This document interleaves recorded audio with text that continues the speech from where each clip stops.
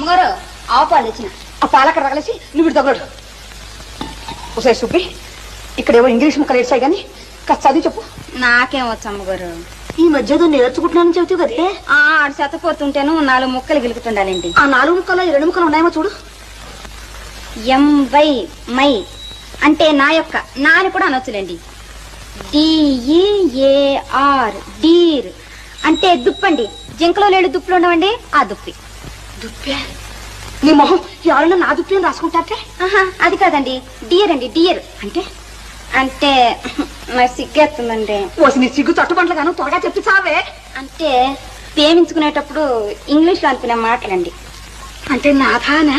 అదే కాదండి, ప్రాణేశానా? అవన్నీ పాతకాలపు మాటలండి. ఇప్పుడు వాటిని ఎవ్వరూ ఆడటం లేదు. మరైతే ఏమిటి చెప్పవే? అంటే నా ప్రియా అని.